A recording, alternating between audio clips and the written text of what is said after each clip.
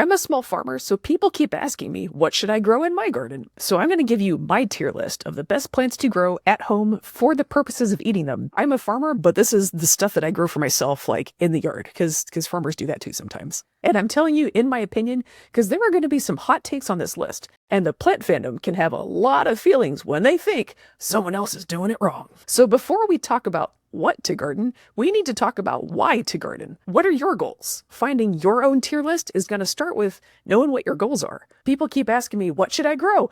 I don't know. I don't know what you're trying to accomplish. That kind of matters.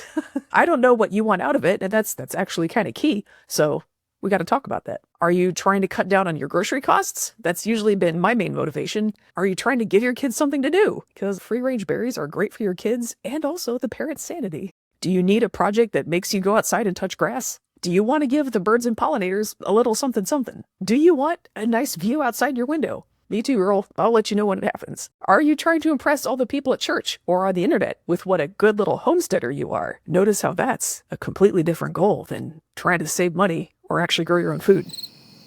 These are all very different goals. Most people will also have more than one, and it's okay for your goals to change over time. Also, if you just want to plant tomatoes because you like to eat the tomatoes, you don't really have to do any deep soul searching about, but why do I want the tomatoes? That's not what this is about. What I'm saying is, if you are really jonesing to do a big garden and make that a big part of your life, start by figuring out why you want that garden, because there is no one right way to do it. This is about figuring out what you want to make happen so you can make it happen.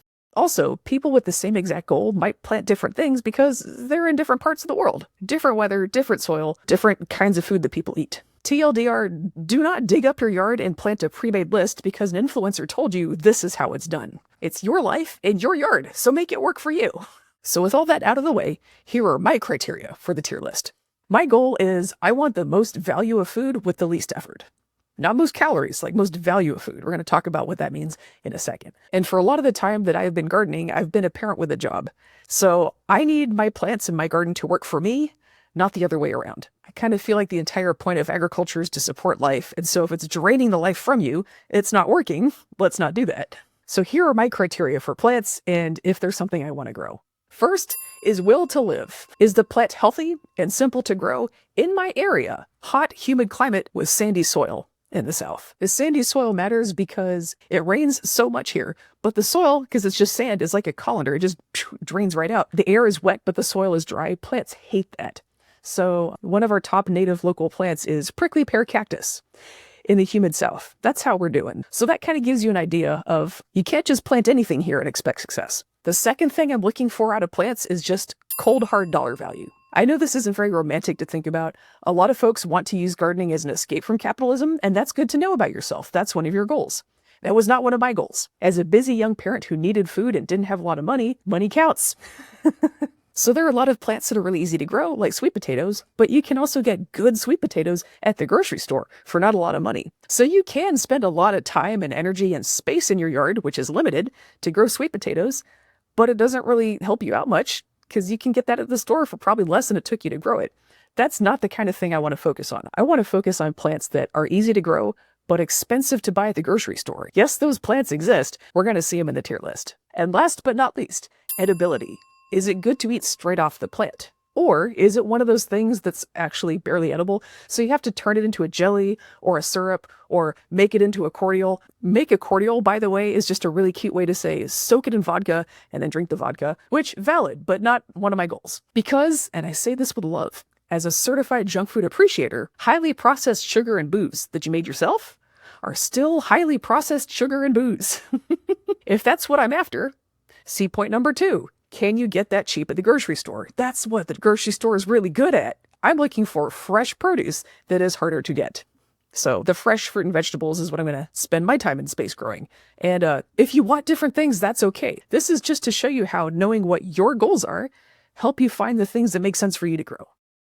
So we're going to start off with blueberries. Blueberries are easy to grow around here, so they're good to go on will to live. Dollar value, any kind of berry is going to be pretty expensive at the grocery store because even if they're easy to grow, they're very difficult to ship. You got to get the humidity and the temperature just right, and then a bunch of them will still turn into mold anyway. So blueberries and most berries are something you can grow where it's pretty easy to grow and also saves you a lot of money at the grocery store. A win on edibility as well. You just pop it off the plant and eat it. So it doesn't get any easier than that. That's an A+ on edibility. So blueberries are S tier. A lot of people really get freaked out by blueberries because, oh, they need an acid soil. Kind of they do, not really. The whole reason pH matters for blueberries in the first place is because micronutrients. There's just a few micronutrients that they have trouble picking up with their roots if the soil is not acidic. So you can either fix the soil so it's acidic, or you can just give them those micronutrients another way. Did you know you can grow them in a neutral or even alkaline soil and just give them micronutrients? This is not sponsored. This is just literally the one that I use. Haven't really needed to use it much because our soil is acidic, but you literally just take a little bit, put it in a spray bottle and spray it on the leaves. And because it's micronutrients means the plant does not need much of these things, mostly iron, but also like copper, molybdenum, boron. These are things that the plants do not need much of, and so you can spray it on the leaf surface, and enough of it will make its way into the leaf through its stomata, so you don't need to futz around with the soil if you don't want to. You can also just make sure they get enough nutrients. I suspect most of the berries are going to wind up S tier. Next up, cabbage. Will to live?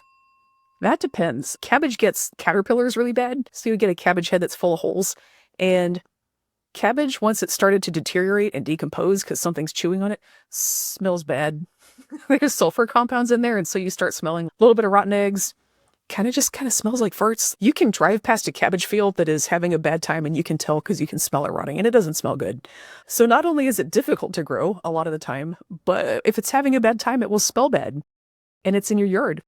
So you can't get away from it. Dollar Value is another place where cabbage kind of suffers. You can get good cabbage for cheap, and it keeps for a long time in the fridge. So there's a really good value from just buying cabbage. You're not going to save yourself a ton of money growing cabbage.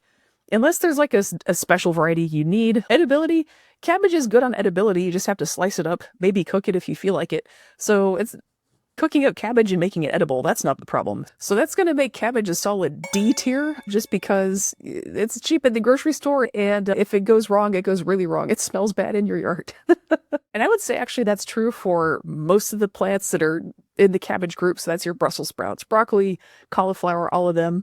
They all have the same issue. They all get the same ravenous caterpillars that eat holes through them if you don't spray them a lot. And once they have holes in them, they start to rot and they start to smell. So, yeah. Warning, this is an ad break, and if you skip it, you might never find out about my weeb phase, so choose carefully. This is my old bed frame, and it's fine, but it does eat my shins and is a little big for the space that we have. So when FlexiSpot offered to send me a Japanese joinery bed frame to try out and give an honest review, I said, you got it, boss. I feel like a lot of us are depressed because we feel like we'll never afford real furniture because we think real furniture equals the super heavy stuff they liked in the Victorian period. Except that is not true. People have always been on the move. The carpenters of yore have you covered. Strong, lightweight, portable furniture is super traditional. I mean, think about it. Every single wool merchant and cheese farmer in the Middle Ages had to go to their markets in person. Folks in the Middle Ages loved them some portable furniture. In Japan, similar thing. Their furniture had to handle moving sometimes and earthquakes. Carpenters all over the world figured out that if you cut your wood into puzzle pieces that lock together, it can stay solid, stable, and quiet over multiple takedowns and rebuilds. I grew up with a lot of carpentry, which did lead to an obsessed with Japanese joinery phase in high school, so this is kind of a full circle moment for me personally. I'm going to walk you through this thing. It is merciful to the shins, and the legs have little carve-outs, so you can still push it right against the wall, even if your baseboards are stupid tall, which ours are.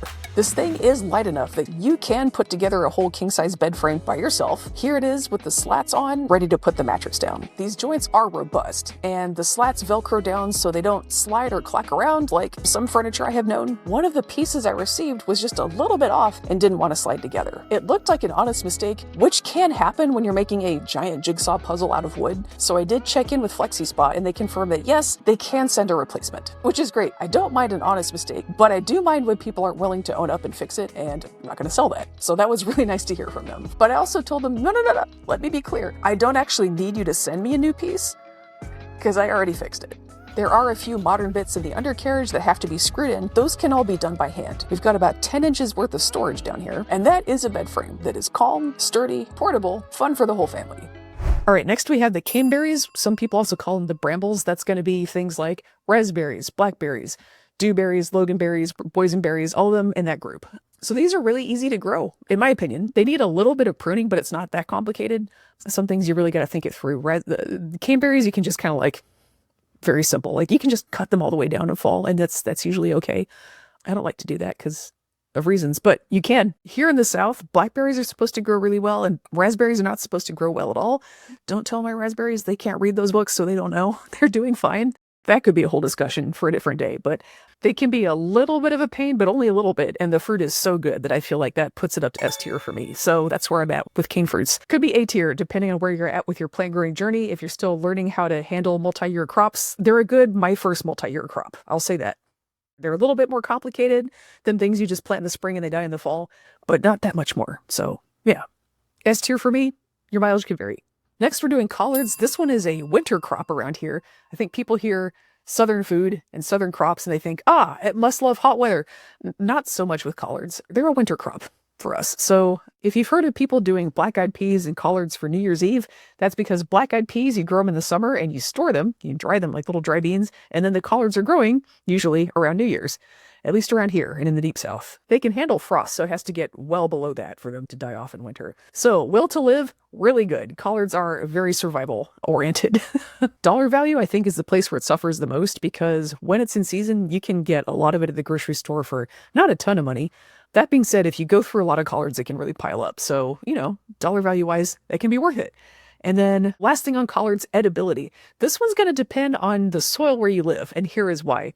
If you live on sand, like we do, every time it rains, it's going to splash sand up onto the collard leaves, and getting sand off of leafy greens is almost impossible. You have to do like a lot of agitating to get water into every little surface, and by the time you do that, the leaves are kind of beat up. And so it is kind of actually literally impossible to thoroughly get sand off of leafy greens. And so when you eat them, there's a little crunch, crunch, crunch, crunch, crunch. They're a little bit gritty. I will say collards are the one leafy green vegetable that has enough substance to the leaves. They're just a little thick and meaty. They are thick enough that you can rinse and agitate the leaves enough to get the sand off enough that they're edible. You can't necessarily do that with most other leafy greens because they just fall apart by the time you do that. So that's a thing to look out for. When I grow collards, I try and do it on some compost or mulch. So when the water hits, it's not bouncing sand up. Another thing you can do is just leave the bottom layer of leaves on so the sand hits those and then harvest the ones further up because they will have less sand on them. Yeah, sand makes leafy greens really complicated, but collards is the one they can handle washing to actually get the sand off. So edibility is going to go a little bit down just because of where we live. In your area, if you have more clay soil or a loam, it's going to be fine, but in sandy areas, that can be an issue. So edibility goes down a little bit for us. But it's fine. It's not a big deal. So collards, I'm going to put in A tier just because you've got that sand issue. And washing and edibility and mulch, there's a little bit more to navigate. But like, depending on where you're at, S tier in the it's good to eat department. Sometimes there's a little extra step you have to do to get the sand off. Next, we're doing corn, like sweet corn on the cob. Easy to grow. It does have will to live. I will say the problem is just about anywhere you can grow corn, you're going to have an insect called the corn earworm, and it lays an egg on the tip of the ear, and then it just eats and poops all over the inside of the tip of the ear. So if you go to the grocery store and you see the ears of corn with the end snipped off, that's why. Kind of a smart thing to do. And once the ear has been damaged in that way, then it's really easy for other diseases to get in there and just completely eat up the ear of corn. So that is the one thing that makes corn really complicated. The plant itself is so easy to grow, and then it makes this ear of corn that it's just like, well, that's not edible. That will happen a lot, at least around here. If you have a bat house with a lot of bats in it nearby, that can help because they eat the moss as they're flying around at night trying to lay eggs in your corn, and that's a good reason to support your local ecosystem. Keep the bats alive. The dollar value on sweet corn is also not really there because when it's in season, you can get a bunch of it at the store for not that much. And to get an amount of sweet corn that really is worth having, it takes a lot of space. So I would say for a small yard, sweet corn is not going to be your thing, and that's okay. Edibility, as long as your ears are good, it's not that hard to cook. So sweet corn is going to be C tier for me just because, the ears. There's a reason people invented GM corn and farmers love it. You don't have to be on board with it. But there's a reason why. It keeps that one moth from laying its eggs in there and from surviving in the ear of corn. That's why they do that. Because if you don't, they will get a lot of your corn. This one's also funny because people will say things like, well, it's only getting these many pests because we're planting so many square miles of it. I will plant 10 corn plants in my yard, and they will all get this caterpillar. They will find you. You do not have to plant miles and miles of corn for this to happen. Cucumber. You would think this one is kind of delicate, but it actually loves it here in like hot, dry sand. And so that's good news for us. Cucumbers do really well here. Their will to live is great. The only time they really get pests or disease is kind of later in the summer. There's a caterpillar called pickleworm that will bore into the cucumber and then leave this tube of poop. But they're eating cucumbers, so their poop is just clear jelly. It's like, ugh. So they only have that one pest problem, and it's only part of the season. And I've been told there's another kind of squash you can plant next to them, and then the pickleworms will lay their eggs in that other squash. We're going to find out this summer if that is true.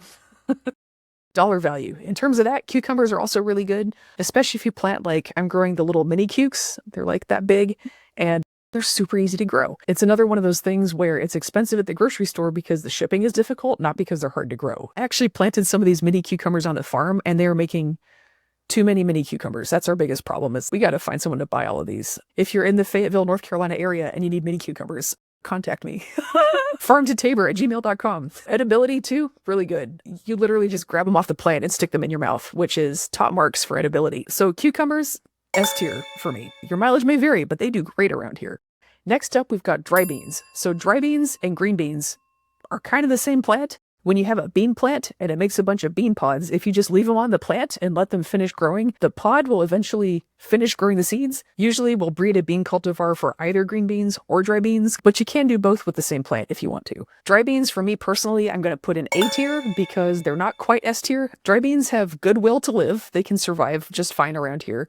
Dollar value?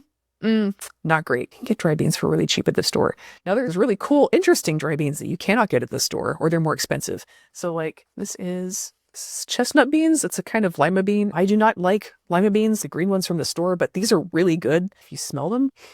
I don't know how, but the beans already smell like soup. They've got a lot of flavor in them, really meaty, really savory. So that's a bean that's worth it to grow yourself if you are into that kind of thing. They were extraordinarily easy to grow. The biggest problem was the grasshoppers liked eating the green beans, so they never made it to the dry stage unless I got rid of the grasshoppers. So look out for that.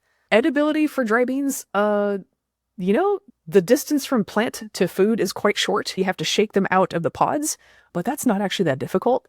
And then you have to cook them. That's it. I mean, you don't have to like ferment them. You don't have to do a lot of chopping. You don't have to turn it into a syrup or jelly. So edibility, it's a little bit more involved than just grab it off the plant and eat it, but it could be way worse. So dry beans go at A tier for me. Your mileage may vary. Some dry bean plants, the way they grow is they ripen all the beans at the same time at the end of the season, and you just pick the whole plant out of the ground and shake all the beans out. And then other ones, you have to like trellis it, and then you have to go and pick the pods off one by one. And this is very meditative. That's more of a pain in the butt. But that tends to be the more heirloom, like really cool varieties. That's usually what you have to do. If you're really into beans, it's worth it to grow them on your own and do that. And if you're not really into beans, I would say probably not the best use of your time. So your mileage may vary. Next plant, peppers. Will to live, good. Not the best, but good enough. They do not like having too much sunlight. Most of the gardening guides that you'll see are made for either the Pacific Northwest, Southern California, where everybody's like zero lot lines, there's a lot of shade, or up in the Northeast, where there's small lots and a lot of trees. So they'll say things like full sun. What they mean is 8 hours. Down here we get 14 to 16 hours. That's too many hours for peppers. They like to have a shade cloth or to be next to a taller neighbor. So will to live for peppers is good enough. They're not that easy to kill. Dollar value is excellent. Peppers are pretty expensive at the grocery store, especially bell peppers, red bell peppers. My goodness. Good return on growing your own red bell peppers. Or also if you like hot peppers are very, very easy to grow, and they charge a lot for them at the store sometimes, especially if they're the more niche varieties. Anything weirder than an habanero is going to be hard to find at the grocery store. So it's a good reason to grow your own. And then edibility, you can just pull off the plant and stick directly in your mouth. You can also cut it up and cook it. Very versatile. Pepper plants are small enough that you can put them in a balcony if you need to. So that's nice. Peppers are a win, right in the S tier. Potatoes, very easy to grow. Their will to live is quite good. Every once in a while, there will be a blight that kills all of them, but that's not most of the time, so it's fine. The dollar value, you'd be surprised. For like the little baby red potatoes, those can be kind of expensive at the store, or like the fancy little fingerling varieties. You grow your own, quite good. And then edibility, a lot of your staple starches, you have to thresh it and grind it into flour. You don't have to do that with potatoes. It's very straight from the ground. You rinse it off, you cut it up, boom, it's ready to cook. So the edibility is actually quite high for a staple starch. I do grow potatoes. People who grow them commercially around here tend to use a lot of fungicide. You don't have to do that, but you might lose them to a disease some years. Also, they can get a lot of viruses that make the tuber turn weird colors. It's okay, it just looks weird. I've planted potatoes in a bunch of places in the yard. There's this one corner where every time you plant potatoes there, they get full of termites. They grow wonderful tubers and then they're full of termites. I've never heard of that happening before with any crop, never mind potatoes, but it is starchy, and I guess termites thought that was a pretty good deal. So we just don't plant potatoes in that corner of the yard. The house is fine because all the wood in the house is like separated from the ground by a break layer. It's just, there's parts of the yard where you cannot plant potatoes. Tomato is your classic backyard vegetable. Not the easiest plant to grow out there. In a lot of the South, it actually gets too hot for tomatoes, and so you kind of have to like do some things to make it work. For us, tomatoes are more of a fall and spring crop. In most of the United States, people think of tomatoes as a hot summer crop. It gets too hot for that here. Above 95 degrees, tomato pollen just dies. So we either plant them in the spring or the fall. You can also use shade cloth, put them under just like a little bit of shade, 30 or 50%, and then they'll be a lot happier. Or you can just plant new tomato plants every 6 weeks, and that will help some. So will to live actually is not as good as it is for some other plants. They are very simple to grow unless you live in a pressure cooker, which many of us do. So if you've grown tomatoes and it was a huge struggle and you live in the humid Southeast, it's not you, it's the tomatoes and the weather. So that's good news. The dollar value can be quite good. It's hard to get good fresh tomatoes because they just fall apart when you're shipping them. So it's kind of funny because people are like, oh, the gross plastic tomatoes from the store. If you tried to ship perfect ripeness tomatoes, they would fall apart. You just get a box full of sludge. Edibility is great. You can eat them right off the plant. Cook them into a sauce, slice them up, and put them on a sandwich. Many uses for the humble tomato. Because of all that, even though they're a little more challenging to grow in our area, I'm still going to put them in S tier just because overall they're quite simple. If you want to get good production out of them, there's pruning and stuff that you'll have to do, which don't worry about it. It's fine. Maybe A tier. I don't know. They're very popular to grow on your own, but it actually takes a lot more fiddling than it should for something that popular to get good results out of them, at least around here. But still S tier in my heart. Next up, this one's going to be weird. Sorghum. Sorghum is a grain. It looks exactly like corn, but they're actually not closely related at all. They're just both grass crops that got selected to be tall with one single stalk, so they look the same, but they are not at all. Sorghum will grow kind of like a broom head at the top with a bunch of seeds on it, but you can also cut the stalk down, crush the juice out of it, and boil it into a sugar syrup like you can with sugar cane. So there's two things you can do with sorghum. A lot of people talk about sorghum syrup like, oh, it has a funny flavor, a very distinctive kind of acquired taste to it. And I just thought, I just want to see what that's like. Again, this is a junk food positive channel. I like a good sugar syrup, so I grew sorghum, got the juice out of the stalks, boiled it down. I mostly just wanted to see what the flavor was like. And people have described it as bitter, or it has just kind of like a weird tang to it. How I would describe it is, you know how corn in a can is really sweet? So just make that about 50 times more intense. And that's sorghum syrup. It just tastes like really, really concentrated canned corn. So yeah, it is sweet, but there's a whole lot of other stuff in there you notice first before the sugar. So yeah, I think I would file that under acquired taste. But we did it, and now we know. Sorghum is very easy to grow, so the will to live is very good. Dollar value? I mean, it's sugar syrup. That's not that expensive. So you're not really coming out ahead on dollar value. Edibility is a challenge. It's a lot of work to get that sugar syrup out of the sorghum. I mean, it's doable. It's just like boiling down maple syrup, except you have to do the pressing part first. And then you get a result that you may or may not like. So there's that. Sorghum is in the D tier. So these are both things where it's like, yeah, you could grow that. But at what cost? It's fine. It's not my thing, but it could work for somebody else. That's sorghum. Next up, we've got strawberries. Strawberries, solid S tier. Very easy to grow. They are tough little plants. The only thing you really have to watch out for is make sure the strawberries don't lay directly on the ground, because then they'll rot and turn into mush before you can eat them. We always have to put netting over them to keep the birds out, and then you have to get through the netting. So the plants themselves are very healthy. It's all the logistics around them that are kind of challenging. So will to live for strawberries is very, very strong. Dollar value is quite good. Strawberries, like every other berry, expensive at the store. Just because they're so hard to ship, they're easy to grow, but their cost at the store is quite high. So berries are a great one to come out ahead on. And also kids love to eat berries, and you can go broke buying berries for small children. So anything you can grow there is a win. Edibility, perfect. They're delicious, and you don't have to do anything. You can make them into jam, but you don't have to. You can just put them in there. S tier, like it's perfect S tier plant. I would say if you're starting a garden and you don't have a strong idea of what you want yet, you just know you want a garden, I would say start with herbs and strawberries and tomatoes, if you want them. So great starter plant. Wonderful, very patient, very forgiving, tough little plants to kill, and delicious. Sweet potato. I would say this is a solid A or B tier. I'm gonna have to choose, aren't I? A tier, because you can eat the greens. Okay. Will to live is very strong. They do amazing here. They're one of the few crops that you do not have to water down here and they'll still be happy, which is why so many farmers grow them and the price is bad. Bummer. Dollar value, complicated, right? So sweet potatoes themselves, the roots at the store, very inexpensive. However, you can also eat sweet potato greens, like the leaves. They stir fry up really well. A lot of leafy greens, they're either really flimsy and they fall apart when you cook them, or they get stringy. Sweet potato does not do either one of those things. It kind of al dente, texture. They get soft, but they don't get limp. They're kind of the perfect texture for stir frying. And a lot of leafy greens get a ton of bugs in them. Sweet potatoes don't. Like, there's just not a lot of bugs that eat them. So I would say if you want to use sweet potato leaves, put them on a trellis, because if they're on the ground, they're going to get covered in sand, especially here. Then you have to go through that whole thing of washing the sand off. You don't want that. And then you can also grow a lot more sweet potatoes in a small space if you trellis them up instead of letting them flop on the ground. So edibility is really good. You just dig them out of the ground and cook them. There's a lot of ways you can do sweet potatoes. Sweet potatoes are so good, and they're very good for you. And you can also eat the greens. And so you're getting two vegetables for one. It's kind of between A and S tier, just because the roots themselves are so inexpensive at the grocery store. I'll grow them some years, and then other years I'm like, that's not really worth it. We'll just get them at the store. A tier if you only grow it for the roots. S tier if you eat the greens as well. So that's my humble opinion. Next to last but not least, we have watermelons. In terms of will to live, watermelons are in a class all on their own, apart from all the other melons. Watermelons can actually handle our weather quite well. And there's a reason they're a stereotypical southern crop. They want to be alive down here, so we let them. Dollar value?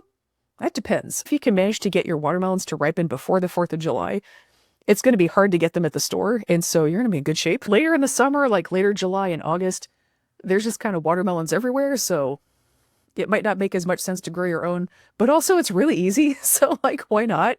They do take up a lot of space. If you have a really small yard or a balcony, don't start with watermelon. Edibility is excellent. They're a little bit more of a pain to eat than like berries, because you can't just pick a watermelon off the vine and put it directly into your mouth. That's not going to end well. You do have to like sit down and cut it up. And it really helps if you can get it cold before you eat it, because hot watermelon's not as good. You can put it in the fridge. You can put it in a cold water bath or something. Stick it in your bathtub. Whatever you have to do. When you crack that thing open, you want it to be cold. That's good. So that's a little bit of an extra step compared to some fruits, but it's worth it. So watermelons, I'm going to put in A tier because of the space needs thing, and also because they are fairly easy to get from the store and they're already pre-cooled from the store. But in terms of actually the growability of the plant, watermelons are just so good. I love them. They're good. The last thing on our list is wheat, and I would say probably all the other grains like oats, barley. They all grow in fairly similar ways. Around here, you plant them in the fall and they grow throughout the winter. It's nice and cool and wet, and they love that. And then as the spring hits, usually we have like 6 weeks of really hot, dry weather. And that is perfect for wheat, because you want the plant to dry down until it's brittle like confetti, because then you can smack it on something and the grains will break out. You don't want that plant to be wet, because then the grains kind of stick to it. You can't thresh it out. It'll also start molding before you can get to it. That's not good. Eating grain full of fungus never really ends well. That's why we don't grow much winter grain here in North Carolina. We'll do some winter wheat for like a cover crop almost, and then they feed it to chickens, because about half the time it's hot and dry in spring like you need for wheat, and about half the time it's like hot and wet. That ends badly. So will to live for wheat down here in the South is like, it's okay. I wouldn't say it's perfectly adapted to our weather here. It works out well about half the time.